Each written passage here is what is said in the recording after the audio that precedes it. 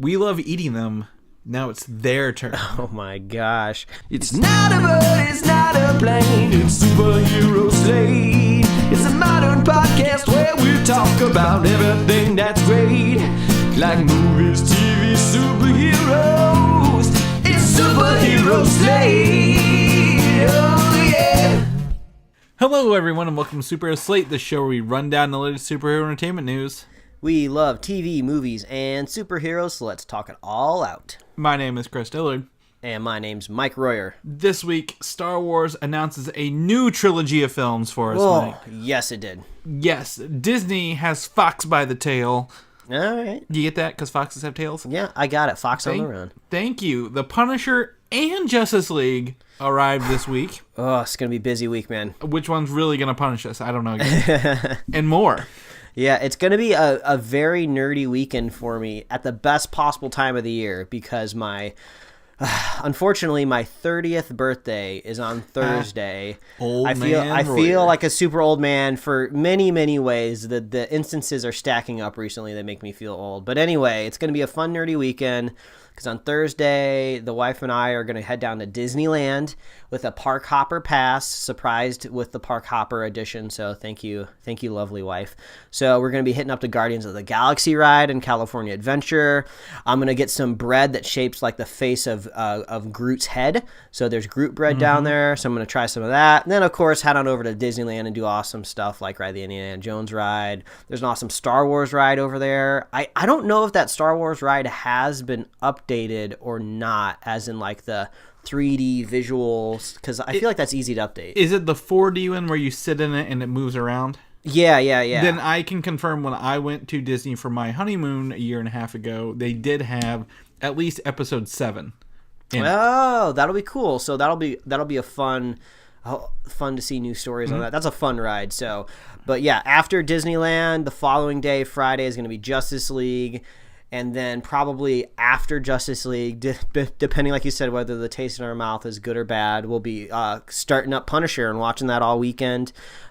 We usually, over here at Superhero Slate, hold off on our Netflix reviews for about a week. You know, we want to give you guys time to watch it and finish it. But Mike's trying to sound all like, benevolent here. It's 13 episodes, man. We like, it's hard for us to do it. Yeah. So, but like maybe if we're able to get it finished, maybe we'll surprise you guys next week with a Punisher's review. But I have a feeling it's going to be a week out. Guaranteed Justice League's review episode next Sunday, though. Sure. That's what it comes down to. The curiosity is super high for Justice League. The expectations. Opposite end. That's right. So I just bought my tickets on Friday. I've been holding off, but I was able to go in and get the IMAX screening at 6 o'clock showing on Thursday, which I'm very much in love with that time frame. That's going to be 3 p.m. my time, Chris. I'm probably just going to be like eating Doritos or something. You'll be at Disney. You'll be at Disney that day. Oh, yeah. I'll be Groot bread, man. I'll be in my Groot bread. If you're eating Doritos at Disney that day, I'm going to be very disappointed. I was just trying to think, like, what does Mike do? What do I do in the middle of the day? I'm probably eating Doritos. You get that 5-hour energy because you're still got that 2:30 feeling lingering over. Oh, yeah. But so 6 o'clock IMAX reserve seating, so I can just stroll up at like 5 minutes till and sit down. I don't have to worry about this.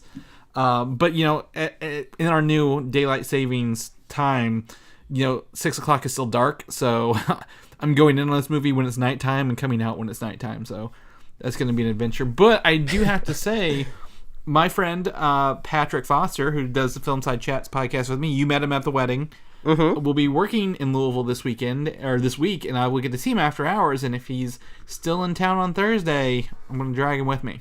I know he's listening right now, and he's like, whether the movie's good or not, he's going to be forced to see it. That's right. So I hope he's still in, but if he might work a little harder just to get out of this one threat. So well, I mean, also tell him there may only be a couple more movies you get to see Ben Affleck as Batman. So that's true.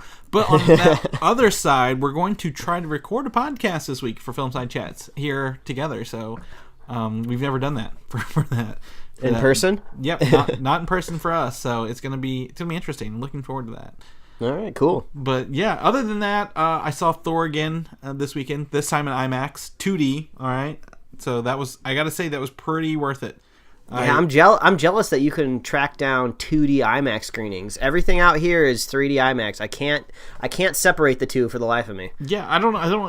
It was a 1 p.m. showing, and maybe they just did we don't want to deal with 3D glasses at 1 p.m. So yeah, maybe. But it was fun. It's great. I had a good time. I still had to go to the bathroom in the middle of it because that movie is so long.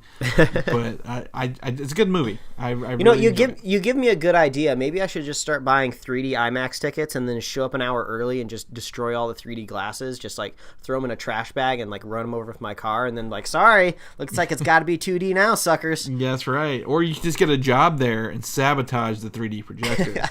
I'm getting a second job just so I can watch my movies in 2D IMAX. You probably get to watch them for free too.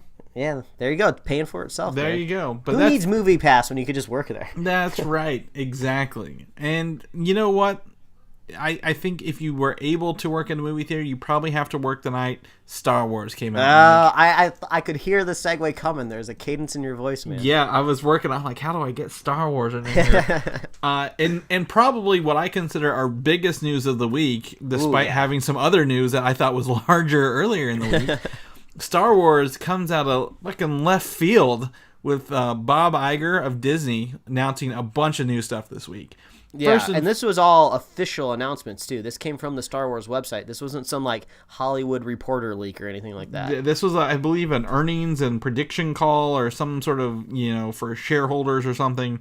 And this is all official, and the biggest thing, the shocker, is Rian Johnson, director of Star Wars Episode 8, that comes out next month, is to create a new trilogy of Star Wars films. Mm-hmm. And these will be focusing on new characters and new places and maybe new timelines, Mike. This is not the next, this is not, I guess, 10, 11, 12. This is a whole new trilogy of films somewhere else. Yeah, I mean, this was pretty shocking to hear about. It's going to be different from the Skywalker saga, which is something that I've been looking forward to. I was just if this is a galaxy, this has always been described to us as a galaxy. Why are we focusing on just a handful of people? Mm-hmm. So I like the idea of expanding, but I was a little apprehensive at first just because, it's just a new thing. This is all new. So I'm I'm a little worried. But then I started thinking about it, doing these thought experiments of if they're giving this to Rian Johnson, that means he knocked a Jedi out of the park, at least for, the people over at Disney. So this really makes me look forward to Jedi even more so than I was. So if they're putting all this trust into him, because we've seen how picky Disney has been this last year with, mm-hmm. kind of the hammer that they're throwing down on their movies. So yeah, this makes me a little bit more excited. I'm worried maybe a little bit more about the timeline type of thing. I don't know. I don't want them going too far into the future. I don't want them hop, step, and skipping over the Skywalker story if it's still going. Anyone who's listening to this show knows I'm a big proponent of going back to the past of the Star Wars because we have the Old Republic video game series. Mm-hmm. And if we go back to find, hey, when the Sith were actually a formidable force in the galaxy, when the Jedi were formed, what did this Old Republic look like when everything was, different and we have no characters tied to the new ones, That's mm-hmm. my hope. And a lot of people have said that as well, but anyone who's listening should know, so I'm go backwards. Don't go forwards. You can go backwards. Or, I don't want to go sideways either. I don't want the same timeline we have, just a different part of the galaxy. Because I feel that's too closely related, they might try to steer them together later on, and I don't want that. Yeah, and also, what I was thinking was, I kind of thought these new movies were kind of our new trilogy. Yeah, I know we were kind of resting a little bit on the Skywalker story, the Han Solo stuff, but I just thought eventually we would kind of just progress out of that story and kind of leave them behind, because I love Rey and Finn and Poe. I think they're awesome. So I just assumed maybe in movie 4, 5, and 6, it would just kind of be them. And, the old guys would just be left in the past and, these would be our new characters, new story. But I guess it seems like they're not saying that they're going to end. Maybe they'll keep going forward. I just assume all of these actors sign super long contracts nowadays. Yeah, we might make 20 movies with you, so sign this contract just because it might happen. But, it's exciting news. Some people were very, very excited about this. I would say I'm a little bit more simmering, but, the water's still hot. Yeah, to me, it's very exciting. I like the idea of them branching out, where not everybody has to have a destiny and be related to this. Because if I was to pick out my biggest complaints of the prequel movies, it's them trying to shuffle all these characters around we've already seen from the originals and how they tied in together. Like, it's just kind of, I don't know, stupid that C-3PO was like, built by Anakin and then he's there later. Like, I don't need like this whole idea that everything's tied together. So even if they give us brand new characters on another side of the galaxy, I'm going to be fine with this. I guess we will see how strong of a story Star Wars is in general. That they won't be any cameos to pop up. Like we won't be able to rest on like an R2-D2 cameo. Exactly. And what I also kind of like about this, Rian Johnson was probably given the opportunity to do episode 9 is what this is telling me. And he was like, I don't want to. And they're like, well, we like you. What do you want to do? Maybe. So yeah. he's taking his writer, I forget his like someone he collaborates with quite a bit. I don't know the name off the top of my head. They're creating this writing. I think he's directing at least the first one. So he may not be directing every movie, but it's still kind of his vision, like a whole new Star Wars to build upon. So since it is Rian Johnson, what's the odds that Joseph Gordon-Levitt is going to be catapulted into the Star Wars universe? He's got to be. I think he might. Was he a stormtrooper in one of these? I think maybe in 8 he's like a stormtrooper, like kind of like how 007 was in the last one, whatever his name was. Daniel Craig. Yeah. So again, I agree with you. Like Disney or not Disney, Lucasfilm has a lot of faith in Rian Johnson. They're like, you probably did a great job. So, and if he did a great job maybe creating something new in this movie, that's probably what gets me the most excited, is that this isn't probably going to be a rehash of The Empire Strikes Back. They probably said, hey, create something for us, see if we like it. They probably loved it, and then like, all right, your creative power has been approved and proven, go do something new for us. Yeah, well, it's definitely going to give Star Wars some legs for sure. This kind of helps with the longevity of the story, because we talk about Marvel and their phases a lot moving forward, where we're like, oh, what are they going to do? What new characters can they acquire? How do they keep this universe going? Well, Star Wars, they kind of have the advantage of, well, we don't need predetermined comic book characters. We'll just make brand new characters. So yeah, that'll be kind of cool. Mm-hmm. And they also have all the extended universe lore that's been jettisoned to pull inspiration from as well. They don't have to retell those stories exactly. And it's funny you mentioned Marvel, because I think Lucasfilm will go towards a Marvel release schedule. I think we're going to be seeing maybe 2 Star Wars movies a year, Mike.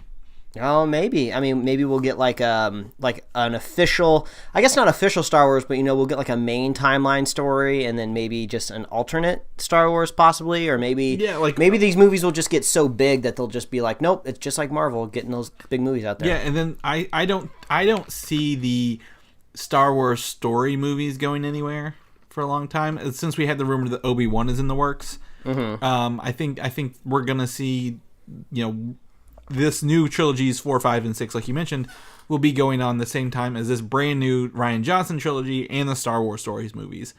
And I see Star Wars milking it for all it's worth, man. It's gonna do it. It's gonna be kind of nice to see an official tie, a bow tie around like the Skywalker story. We've seen Mark Hamill from like just a babyface kid to like a bearded badass man. So it's gonna be nice to kind of see his story, just wrapped up, finished, and then it just kind of the story just continues on, and then like Luke is just this awesome character, and we got to see his awesome story. Yeah, I'm more excited about this than I am Abrams films. Abrams one movie, if I was to be honest, episode 9. So that going for us. I sent you a picture earlier, and we're going to talk a little about the first look at Han Solo came from a cup. I thought you were talking about the donut movie, and I was like, that's not in the notes. We're not talking about Attack of the Killer Donuts, which we probably have sent more pictures of that than anything else in our lives. But we have a look. I wouldn't say it's our first look, because back when they announced Lord and Miller, they have a picture with Alden Ehrenreich as Han Solo in the thing. But it's a promotional drink cup that you can refill at theaters that shows Guardians, and it looks like Deadpool 2, Romeo and Juliet, the sequel, what's that, Fantastic Beasts, Tomb Raider, but then also a photoshopped Alden Ehrenreich his head on top of a Han Solo body there. So I love how, like, you know, breaking news or just news in general can come from like a concession stand cup. Yep. But yeah, when I saw it, I wasn't really surprised. It looks exactly what you think it's going to look like. Put his head in some like Han Solo cosplay, and there you go. He looks like Han Solo. Yes, pretty much what it is. I'm not even going to put it in here because it's exactly what you imagine. So hopefully we get a trailer for that coming up with Star Wars next month. Mike, what do you think? Trailer? Some sort of teaser. Give me something. It comes out in May. We got to have something with it. Hopefully it's not a post-credit scene. That'd be the worst. That'd be the worst. But also announced this week that on this conference call, the Star Wars TV series is coming to our new favorite Disney streaming service, which I'm predicting that it'll be our new favorite streaming service, the Disney streaming service. So Star Wars will be getting a live-action TV series on the service. Yeah, I mean, I guess finally. I mean, they've been talking about Star Wars TV shows forever. Like, originally this was supposed to be kind of like a Netflix deal, and then it wasn't. So I think I even made like a featured image for one of our older podcasts where it says like Netflix loves Star Wars or something like that. So I guess it's finally coming full circle to the Disney streaming app. Yeah, so the first actual live-action series was announced in 2005 at Star Wars Celebration. Wow. From George Lucas, and it was put on hold in 2010. But they have written they have commissioned over 100 scripts for this in that time frame already. Wow. And it's tied... someone's bought a house off this already. Yeah. So the thing is, all these scripts, you know, they might need tweaked a little bit, but they were built around the lore of Star Wars already that existed, not the expanded universe, but the movies. And I don't even think the Clone Wars TV show was out at that point. So they have all these scripts and information that they could just change a little bit and then create this live action stuff. And you think that would be a killer show to get people to subscribe to this streaming service? I mean, when I'm thinking about streaming services and especially like a special effects kind of heavy show, I'm thinking about the budget right away. Like, maybe they just look at this show as like what do they call them? Loss leaders.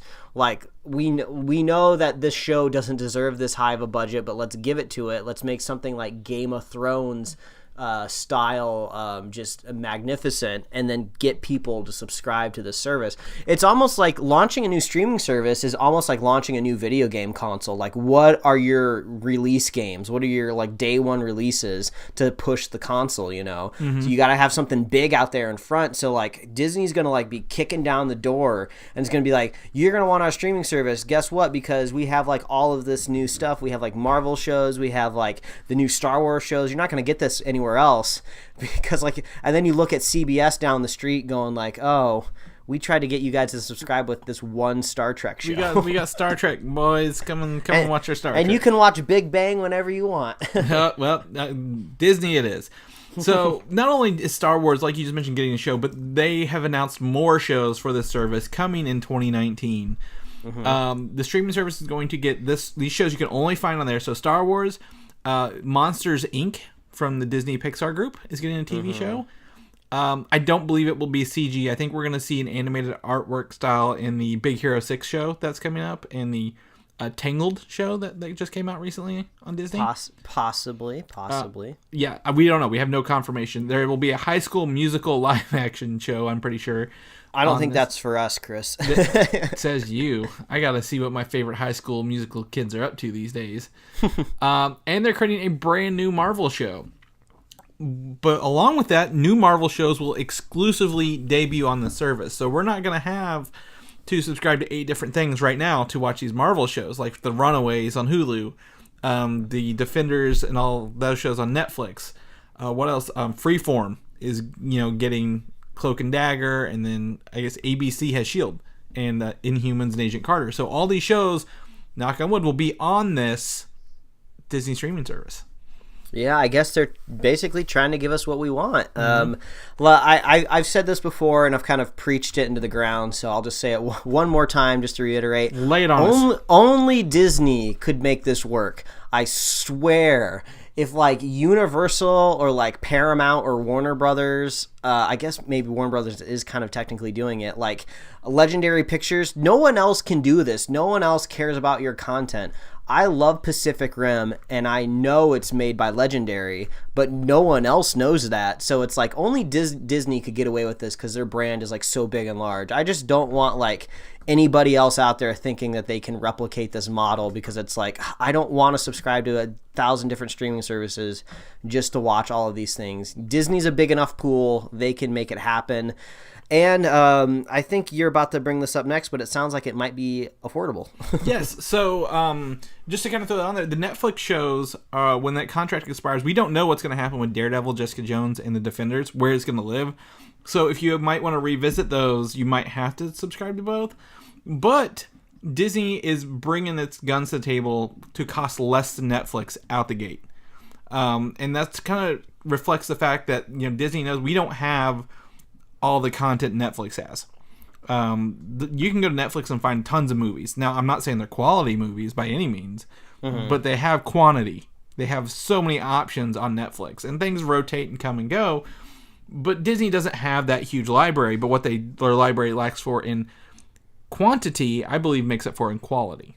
Yeah, well, or maybe not necessarily quality because we haven't seen it yet, but it makes up for it in IP. They got the IP for day. Yeah, it makes me think that maybe they're taking a little bit more of like a startup approach to this, where it's like, let's price it less, undercut the competitors out there, because we're Disney. This streaming service doesn't need to make a profit for like the next 10 years. I mean, I think even Amazon still is technically not running a profit on most of their services because they're just in it for the long game. So I could see Disney doing that too. Let's underprice it, get as many people subscribed as we can in the next decade, and then start to competitively raise prices. Because I just got the first pop-up on Netflix the other day telling me that prices is going up for Netflix. I know it's only $1 and it's totally worth it in my opinion, because I love Netflix, but yeah, the space is getting more competitive. Yeah, it is. And you know, other than the fact Disney said, hey, we know we don't have what Netflix has, but they have the money for the infrastructure and to build that up.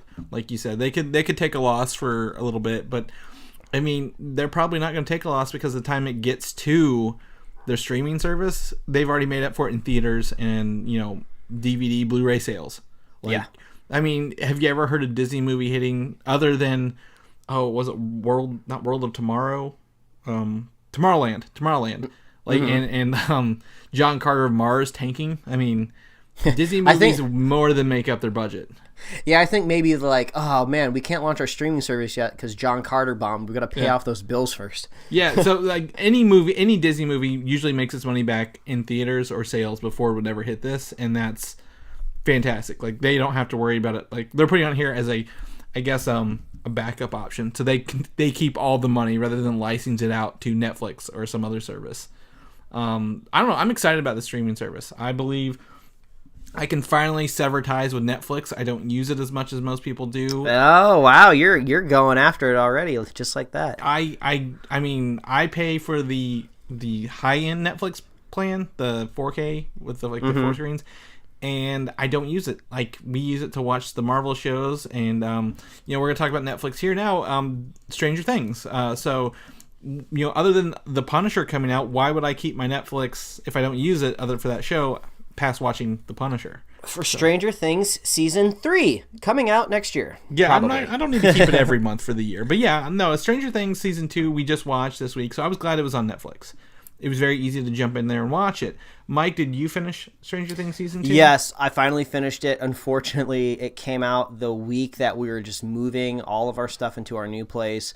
So I tried my hardest to avoid spoilers the best that I could. It's actually kind of funny. Like just when I thought like I was getting so close to finally being able to finish the series, just this past week I go to a weekly drawing class where we draw somebody on top of a stage that's usually dressed in some sort of like cosplay, you know, and the person came in dressed as 11 and how she looks towards the end of season 2. I'm not going to spoil or anything, but you know, she's dressed like she is at the end of season 2. So I'm just like, I'm looking at a character that I haven't seen in the show yet. So I'm just like, oh my God, don't say anything. I just had to make a blatant statement in this drawing class. Like, nobody say anything that's happening. I don't know why she looks this way. I'll find out in a couple episodes. Everybody shut up. Yeah, I mean, it's Stranger Things season 2 hit. You were probably the person who beat me to death, say you should watch the first season over and over again, other than everything on the internet. And I watched it, and to me, this is not a show for Chris. I'm not saying it's bad, but it's not something I seek out. But I do have to say season 2 did get its own voice and got its own footing to me, because it didn't beat me in the face with 80s vibe. Hey, remember the 80s? Hey, remember the 80s? Don't you like nostalgia and retro things? Season 2, I think, really came into its own voice for that. And while I did enjoy it, it does have some flaws, but I don't know how, whatever. Mike, what do you think? Yeah, in seasons 2, you kind of start to see the cracks in the armor a little bit. It's still an amazing show, but there are some things that kind of bugged me. It kind of falls victim of the higher budget show. Like the second season has more money, so they spend more money on visual special effects, and it's just like... Oh, did they, though? Did they? They did. I mean... That was awful. All those effects were awful this season. I can't agree. Yeah, I mean, the special effects that they used in season 1 paid off really well because they used them sparingly and they were kind of scary. Like, the only time you get to see, like, one of the creatures in season 1 in, like, full light is at the very, very last episode of the season, when kind of most of the fear has been dissipated and you know what the Demogorgon is. But in this season, there's, like, creatures and just, like, full daylight hanging out. And I didn't like a lot of the sound design either. And the perfect example of it, I could just be preference that I don't like the way that this creature sounds. Like, it sounds like, whatever. Like, okay, that's just somebody's judgment call. I just didn't like it. But there is no excuse for a glass bottle of Aunt Jemima syrup to make the squeezing plastic noise that it makes. There's one scene, look out for it. It's where one of the characters' family is having breakfast. A little girl is putting syrup on her pancakes with a glass bottle, but the glass bottle makes the noise that you do with like a plastic bottle. So it's like, who made that judgment call? That makes no sense. That bottle does not make that noise. And it like took me out of the show for like a couple minutes. And so... But those are, I guess, kind of just like small issues. I liked eventually where the series went. I like some of the arcs that the characters made. There's some new characters that were added. I don't know if we're going to talk about in this show the potential Nightwing cast, but one of the new characters in Stranger Things Season 2 might possibly be Nightwing in the DC We've actually said this several weeks ago. That's what I thought, but I didn't know who that character was. Now I do know. So he's in Power Rangers, the movie, which as the Red Ranger, by the way. Gotcha. That's how I was like, man, he looks familiar. So I do enjoy season 2. I think it's rushed. It was a rushed production because they had to put it out a year later, and they didn't expect to have to put a show out a year later. The show doesn't feel rushed, though. I think it actually starts a little slow. Once you kind of get into the back half of the season, you're just like, all right, this is a Stranger Things I love. It's cranking. It's going forward. There's cliffhanger endings. I want to watch the next one. Starts off a little slow. So if you like Stranger Things Season 1, just stick with the second season. It definitely ends up being awesome. I don't like the ending. The last episode is probably the worst episode I've ever seen of this show. Oh, wow. I can't. It's one of those, how I would put it, like they're just, doing themselves a favor, because obviously there's the Duffer Brothers have said they want to do 4 seasons. This season bleeds directly into season 3. It doesn't feel like an actual ending. I don't know how the ending happened. What happened? What's going on? I don't. We'll just have to wait and see. I don't want to spoil the ending. Yeah, no, I don't either. And I won't. But it does kind of feel like you don't know if season 3 is going to pick up right where it leads off, or if maybe the last thing that we see is just kind of like what do they call it? Not an homage, but foreshadowing of the next season, what could be happening. So we'll wait and see. There's lots of stuff going on, lots of fun characters. If we were doing a spoiler cast, we would go into it more. But on to the next Netflix thing. Yeah. This Friday, we talked about this at the top of the show, The Punisher will be on Netflix this Friday. So you can start, I guess, at like maybe 3 a.m. Eastern, midnight Pacific, whenever they turn them on Netflix. You can watch The Punisher. I assume a lot of people are going to binge through this like nothing else this weekend. I know a lot of people are excited for The Punisher. My wife is really excited to see The Punisher. Like, she's ready to watch it. I'm really surprised. I haven't heard a whole lot of hype for it. I mean, that's not saying it's not going to be good, but I haven't heard a lot of people like chomping at the bit for this, you know? Yeah, I mean, I don't know. I think it's just the Punisher is one of those characters a lot of people remember because he's already had a show, or several movies dating back to the 90s. People see the skull, they know the Punisher kind of thing. And I think it feels less tied into the previous shows of the Netflix series, so I think a lot of people are getting into that. But also, it's guns. Like, a lot of people shooting guns. Not a lot of mysticalness going on in this one. Hopefully no ninjas the whole time. So, though I would like to see him shoot a ninja. That would be kind of cool. If they could only make up for him not shooting that machine gun in Daredevil Season 2. That's really all they got to make up for it. Yeah. So, this Friday, The Punisher, we're going to try to crank it out. But if not, we plan on a week out. You may get it earlier. We don't know yet. Mm-hmm. Knock on wood. Speaking of Daredevil, season 3 has started filming already, Mike. As of this month, so expect the mandatory set shot where we see Matt Murdock walking down the sidewalk in front of a brick building, looking like a blind lawyer. That seems to happen every season. Yeah, it is. And what I saw was actually like they're blocking off parking now for the show, so like that's like it's public knowledge in New York that they're filming the show now.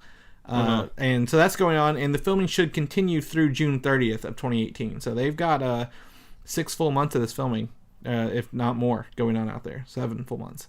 Yeah, I mean, it's already been announced that the Kingpin is coming back. Mm-hmm. Even if it wasn't, I think we could have just assumed that he was going to be there. So he's been one of the better/best Marvel villains we've had in the MCU. So I'm glad to see D'Onofrio back in action. Yep, and new showrunner as well. So I don't know where this season's going to go, but hopefully, again, a little less magic ninjas, a little more street justice.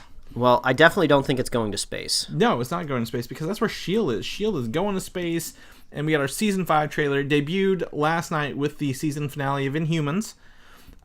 So this trailer, they're not holding anything back on this 1-minute trailer. Like, they are giving us the full episode 1 effects to this, and we get to see people sucked out of, like, airlocks. We get to see this alien, which is probably a Marvel species called the Brood.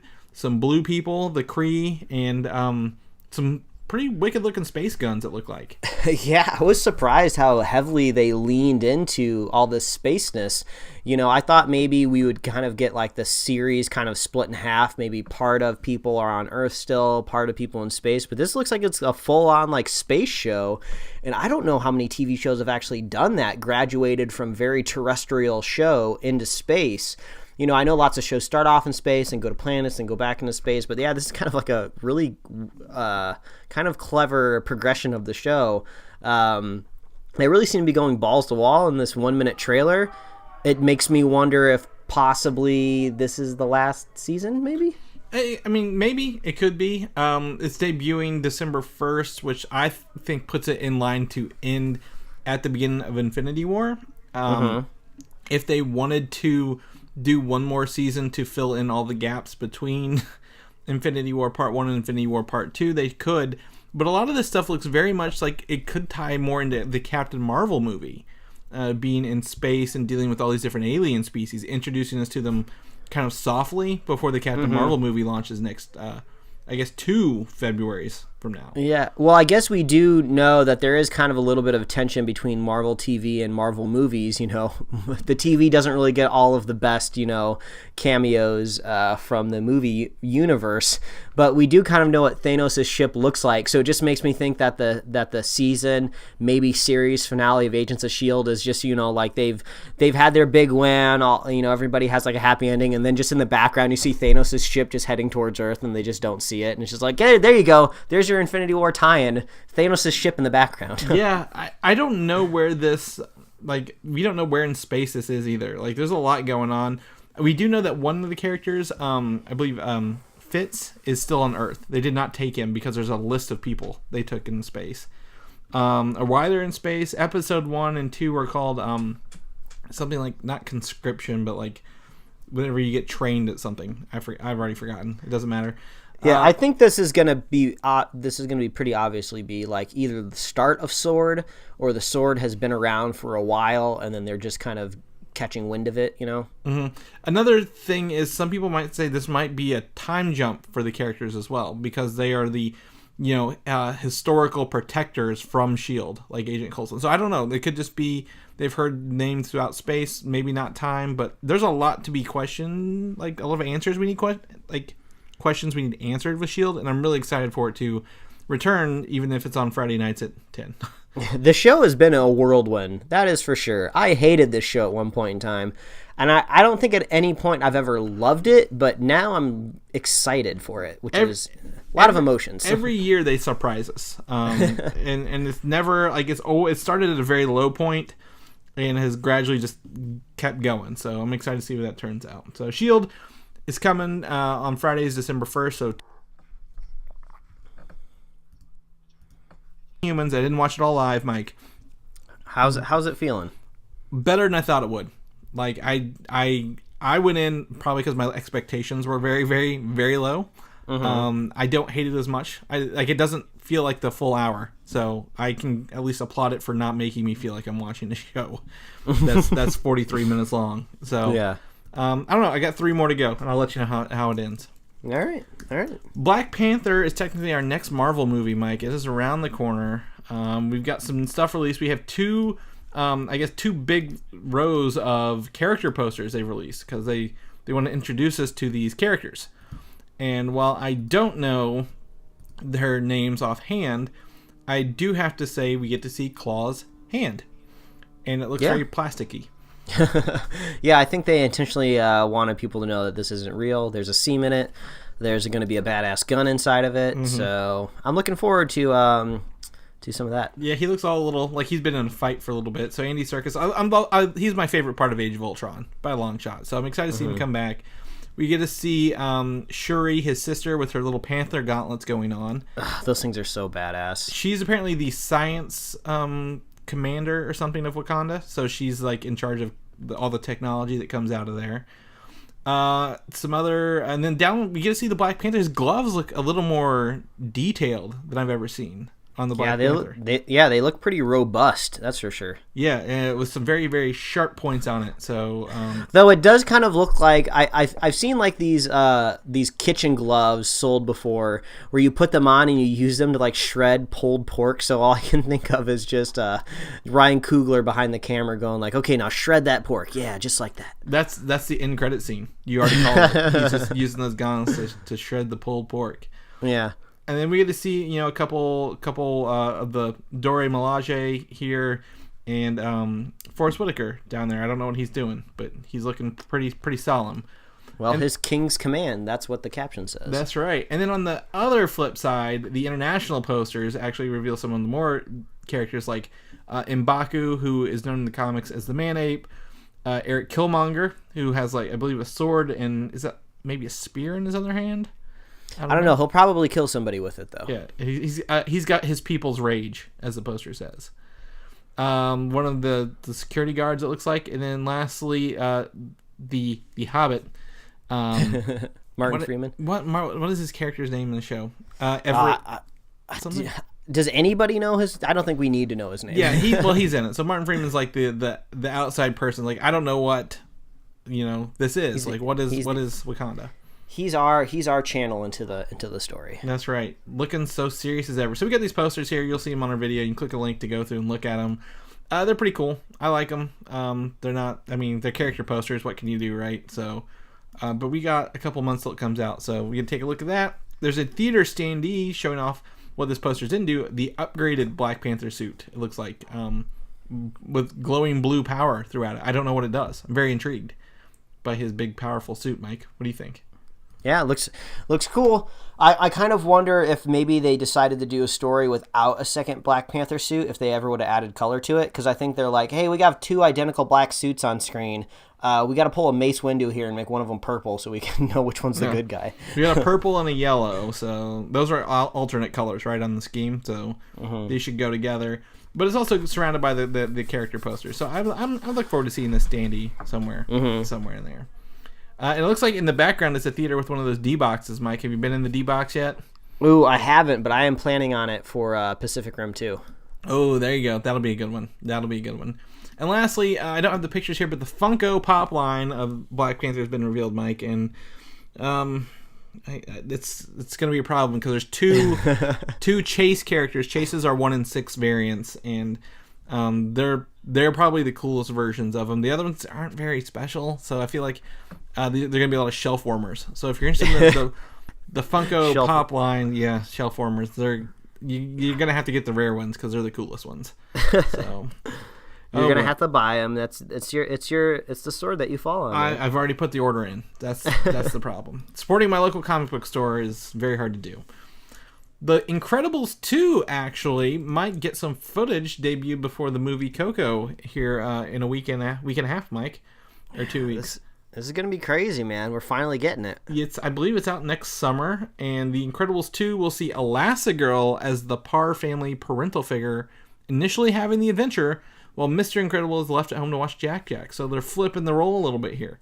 They're reversing it. So they get the superhero landscape in cinema has changed so drastically since that first Incredible movies came out. It makes me wonder what their strategy is when it comes to the story. Do they try to stay true to the Incredibles and just do like a sequel just as like it came out a year or two after the first one? Or do they try to lean into all of this culture that we have into the superheroes now and just try to make a more modern sequel? I don't know which one is better or which one should work, but they do have a lot to draw on now because Incredibles used to be one of the best superhero movies ever made. I'm not saying it's not still great, but now they have a lot of competition out there in like those top 10 lists. Mm-hmm. Yeah, I mean, it's always still the best Fantastic Four movie we've ever gotten. Yeah. So, for this one, I mean, if Mr. Incredible's watching Jack, it might take place very soon after the first one ends. And that landscape in that movie is that superheroes are not very, they don't like them yet. They were kind of outlawed. So I don't know. I'm excited to see kind of where that goes and what they've learned from the first one, what it's going to do. Yeah, since Pixar does kind of lean a little bit into comedy, it makes me wonder if maybe they'll parody some superheroes a little bit. Like maybe they'll have like a rich guy in a mechanical suit that's just like a dumb, obnoxious drunk, and then you're like, oh, okay, that's like Iron Man. Yeah, the rise of the superheroes again, kind of like dealing with that. I don't know. There's a lot to do there. I'm excited to watch it, Mike. Yeah, we're never running out of news over here at Superhero Slate, that's for sure. No, it's not. Because the other big news this week, which I thought was the biggest thing ever, which is soon outweighed by Star Wars, which I think was probably good on Disney's behalf, is that 20th Century Fox has reportedly been in and out of talks to be purchased by Disney, Mike. This news is so huge, but also it feels like it's so old. I felt like we talked about this last week, but this is like the first time that we get to talk about it on the mic, right? Yes, this is. We've not discussed this whatsoever. But Disney is reportedly to buy most of Fox. They cannot buy the entire Fox studio, Mike, because they cannot buy Fox News and Fox Sports or the broadcast channel, because then that would be considered a monopoly in that regards. And Disney does not want their sports and news networks. I mean, who wants to buy Fox News to begin with? But yeah. But Disney doesn't want that because the Big D wants their film division. For 2 reasons, Mike. What 2 reasons do you think? I'll give you the first. The first one's obvious. Why are they buying Fox, Mike? It's those X-Men, man. Mm-hmm. And any other Fantastic Four or any other characters they may have the rights to. If Disney gets Fox, and the second they acquire him, all these characters now going to play under the same roof.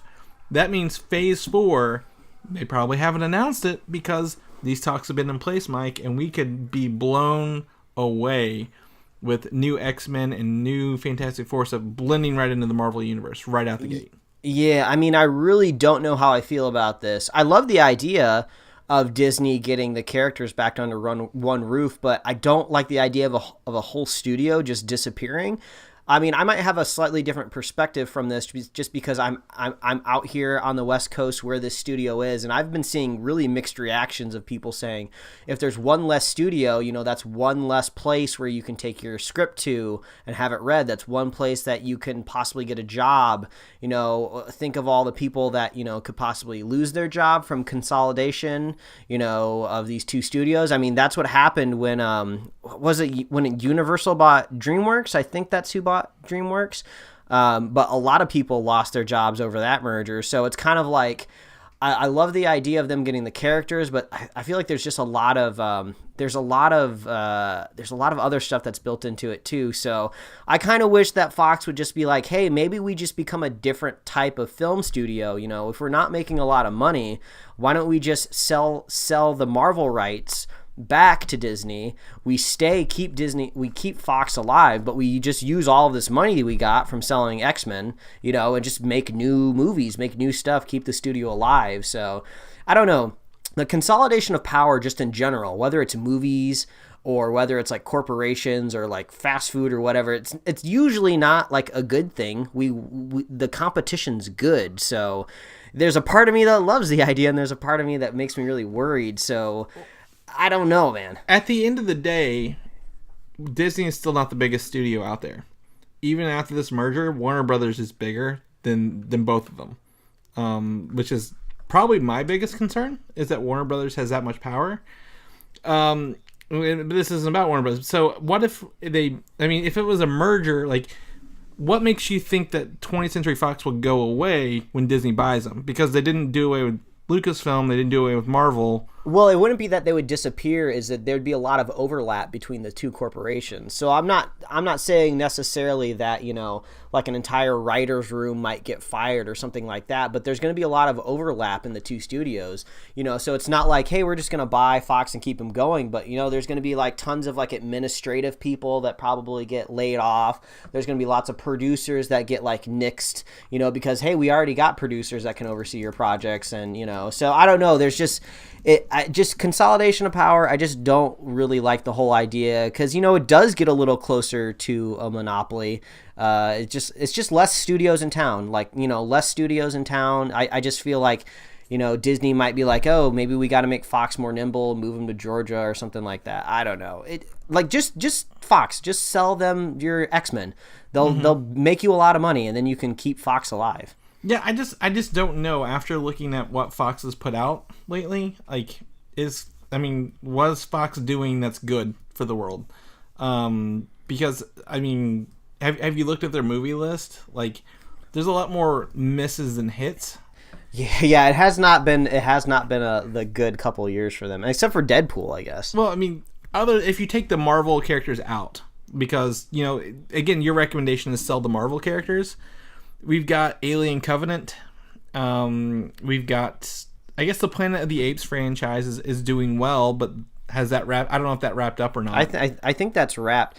I mean, the only saving grace that I have in my head is, you know, I guess the studios out there are growing still, because I guess you can start to factor Netflix into movie studios now, because they are pretty much a movie studio. Throw Amazon in there. I think Apple's trying to get into the mix with making stuff. So, I mean, maybe that's what's driving the sale. Maybe Fox is like, we just can't. I think I actually saw a statement that said, like, Fox just can't compete in this landscape of all this competition. And it's just like, well, That's also kind of bullshit. You just made shitty movies. If all of your X-Men movies were good, or you made better movies, you wouldn't have to be sold to Disney. I don't know. It's very complicated. I don't think any one person on the internet can just kind of come up and definitively say, oh, this is good or bad. It's just the pro-con list is it's both very long. Right. To me, it's good. Fox has occasional glimmers of hope in here, but at the same time, looking at the list, good lord, I can't believe Fox did some of these movies, or has their name on some of these movies. So to me, I'm okay with it, but I'm not directly affected. I'm more of a consumer point of view. Yeah. But also, Disney wants to consolidate, like, all these 20th Century Fox movies would be under Disney, and they could offer those on their streaming service we talked about earlier, which would make it more directly in competition with Netflix. A lot of people have said, you know, the original Star Wars movie, Mike, the unaltered New Hope, I don't know if they'll ever release it, but they would have the opportunity to release the original movies unaltered now that if they were all together. Yeah, and they'd probably have a little bit more flexibility when it comes to, like, selling, like, you know, trilogy bonus packs and collector sets and stuff. Because I feel like they always have to approach Fox and just cut a deal with them so they can get the rights to that first movie. So that'd be pretty funny if this is all masquerading around just getting that one Star Wars movie. Star Wars, yeah. And Star Wars and Marvel. It's all about, forget the rest of it. We just want Star Wars and Marvel. Yeah. But if we wanted to fantasize just as consumers for a second and not worry about all the machinations and people losing jobs and stuff like that, and crazy overlord Disney that they are. It would be super cool to see Wolverine and Captain America fight side by side. So, I want to see some of that. I mean, Hugh Jackman said he would come back as Wolverine if Disney was in charge. He did. So maybe that's what brings him back. Yeah. So, but that's that. And then also this talk between them has been going on for months apparently. And the latest report I read, probably not 30 minutes before we started recording, is the deal is still not dead. Both companies are at the process like, what do we do? What can we do? And both companies' stock shares went up huge once the announcement hit. I think 19% on Fox and 7% on Disney. Wow. And Disney was already pretty high up there. So a lot of investors feel this is a good thing, it sounds like. I don't know. The one person who was not okay with this is the creator of Deadpool. I can't even think of his name off the top of my head now. I'm bad at this. Rob Liefeld. He's like, oh, you shouldn't do this because Deadpool and is your new Star Wars franchise. Look, I love Deadpool as much as the next person, but Deadpool is not the Star Wars of Fox. Yeah, I think. Yeah, he's getting a little too little too excited. Right. But at the same time, Mike was able to share with me, you shared with me first, the first poster for Deadpool 2. Yeah. And it's just in time for the holidays here. Seen some returning characters and one new one. I guess two new ones. It looks like Deadpool serving up a turkey at Thanksgiving around a very happy table full of people with Stanley in the background looking over them. Yes, in very classic kind of Norman Rockwell style, that classic painting where they're setting down the turkey at the table. I thought this is funny. This is bringing us back into the Deadpool marketing circle. We're getting a bunch of weird, fun stuff that we love. I like how there's only butter and celery on the table and the turkey. Yep. I mean, if you look at the poster for a little too long, you start to realize this is kind of like this weird kind of Photoshop. Maybe it's painted, maybe it's edited. None of the angles or perspective make any sense, but that's kind of not what this is for. This is just like, it's homaging to a painting. Don't look too deep into it. It's funny.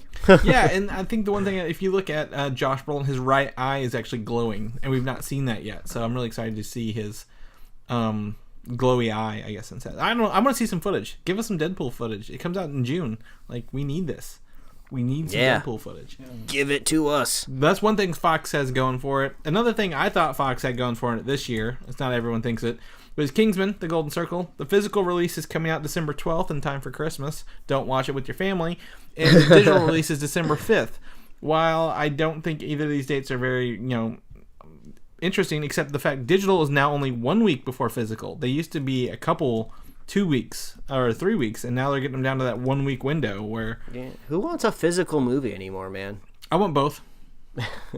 Yeah, but you got that collector mentality. You got to put it up on a shelf. I do. I know a lot of people who... I was talking to my cousin today, and he's just now getting into buying Blu-rays for the first time instead of DVDs. Wow. He's probably like, the quality, it's amazing. And I'm like, oh man, by the time you get done with this, 4Ks will have kicked DVD to the curb. So, so I know there are people out there who just like to buy it because A, their internet sucks, and or B, they just don't want to they don't trust the online stores, which is, they've been around a while. And plus, there's some shitty ISPs out there that put data caps on your home network. So if you're downloading like 4K Blu-rays, that could be like half of your bandwidth, and that's really shitty. So I mean, I get it. The struggle's real. The struggle is very real.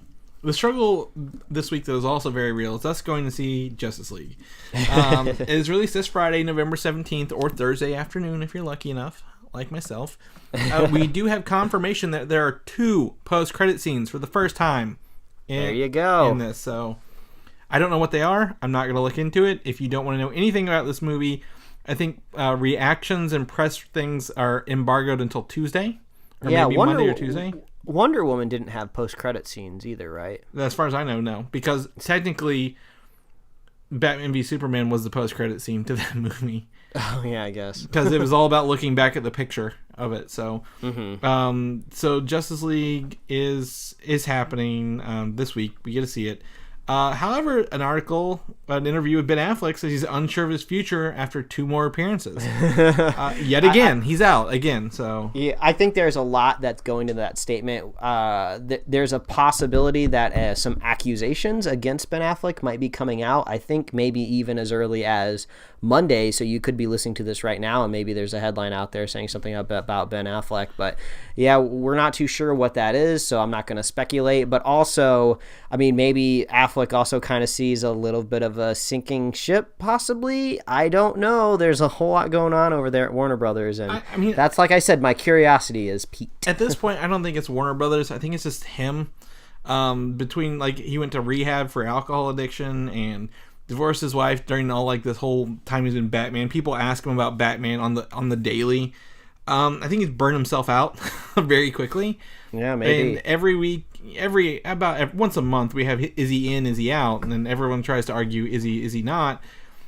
We haven't heard any update on the Batman, but we do know there is a Deathstroke movie coming in Flashpoint. So Flashpoint could erase him and replace him, and Deathstroke may not even need him. So I don't know. I mean, at this point, it's just kind of like you believe it when you see it. I feel like there 100% is going to be an Aquaman movie because we've seen the set photos. Mm-hmm. But I mean, the Flash doesn't even have a director yet. So that's right. So the only movie we do know about they're doing right now is, I think, Aquaman is wrap shooting, so we'll probably definitely see it, and then Shazam. So we got that. But one of the villains of Shazam is Black Adam, who may make his first appearance actually in Suicide Squad 2. I don't know what's going on here, man. So Suicide Squad 2 may introduce Black Adam as the thing, as a weapon of mass destruction the squad is sent to obtain. I don't know how that would work. It's really hard to care. I hate Suicide Squad so much. So thinking about the sequel already makes me annoyed, and then, like, you can't just add The Rock to it and fix it, man. That doesn't classify as an introduction to the character. Just throwing him in another movie. That's what your other movies have been doing wrong. Give him an origin movie. Let him do his own thing. So I don't. Yeah. On the flip side, Shazam is filming, and they have officially cast their young Billy Batson with the actor known as Asher Angel. I think he's known for a show called Andy Mack on Disney. He's a young guy, doesn't have really anything going for him other than the fact he's young. So he will be playing Billy Batson in the Shazam movie, who turns into Zachary Levi when he says the word Shazam. Zachary Levi, Shazam. Does he look like a young Zachary Levi? I'm gonna look at this up real quick. Well, was that ever? I mean, is that technically what happens when Billy Batson says Shazam? Does he grow up? Or does he kind of transform into another person. Hero? Like, yeah, I was never sure. Like, he's not aging into a super powered person, right? He's kind of, it's like a whole new. I never really understood what was going on there. That's a good question. What even is a Shazam? Yeah, what's happening? Other than the fact it's an app that tells you about what song you're listening to. Yeah, I don't know. So maybe we'll learn. So I don't think he has to look like him, but also who knows how much this Asher is going to be in the movie. We care about Shazam smashing stuff. I mean, when he shows up in in the Justice League, like, comics and cartoons and stuff like that, you know, he's usually just Shazam the whole time. So yeah, I'm just trying to look this up here. But his name's like not Shazam. That's like the title of the comic. His name is like Captain Marvel. But depending on when and where you're watching him, I don't know what they call him. So I don't know. A lot of confusing things considering his name is literally the competition. Yeah. So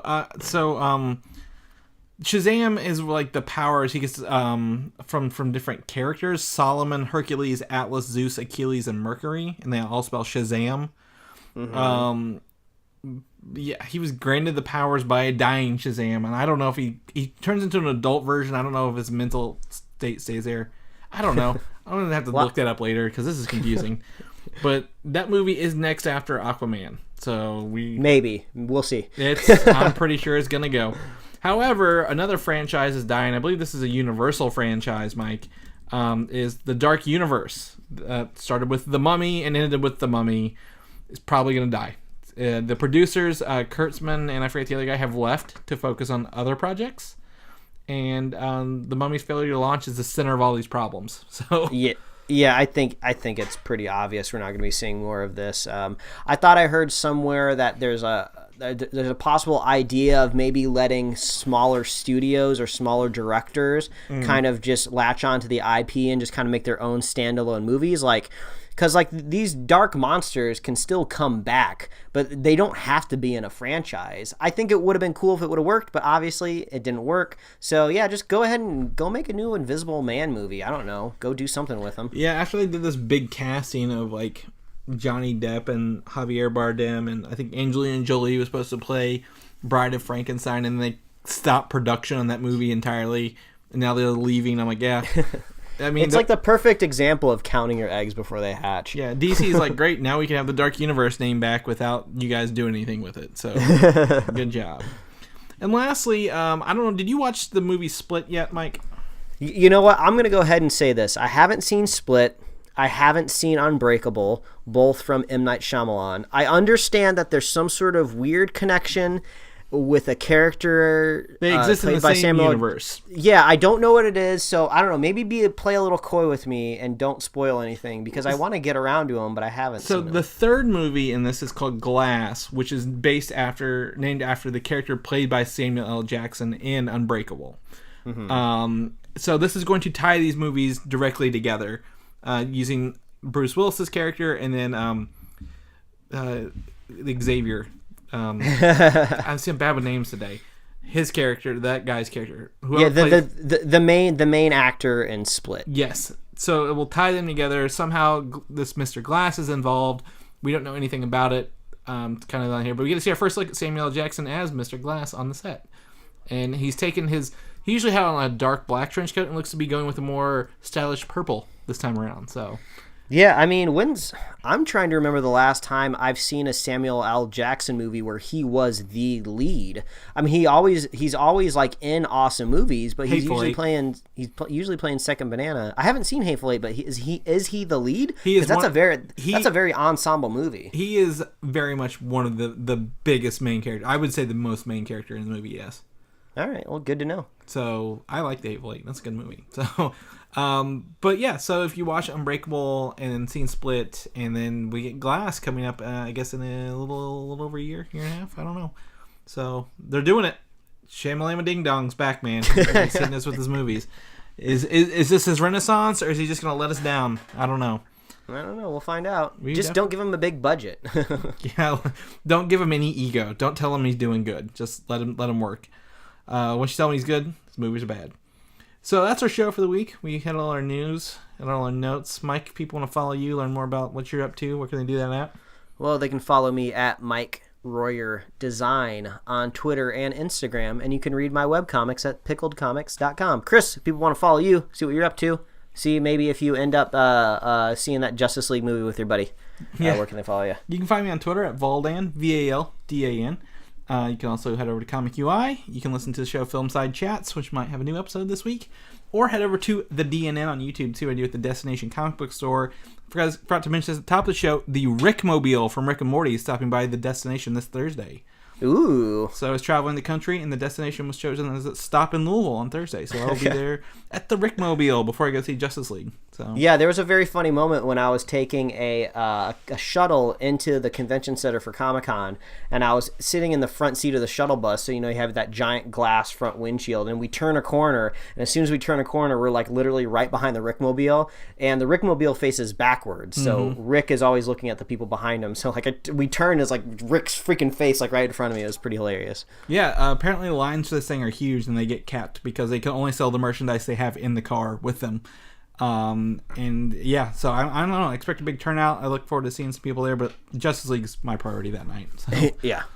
If people want to know more about us, maybe hear some of our old reviews, get ready for our new reviews, where can they find more of our shows at, Mike, and get ready for that? Well, as always, please visit superheroslate.com. That is the best place to find all the avenues we host a show and to get our awesome show notes. So if you want to check out all these things that we've been talking about, we got it all nicely organized on one little page for you. So if you want to see that Agents of S.H.I.E.L.D. trailer, you don't want to track it down on that Twitter account, wherever it might be, you can find it at superheroslate.com. And you can also find us on iTunes, YouTube, Google Play Music, SoundCloud, Stitcher.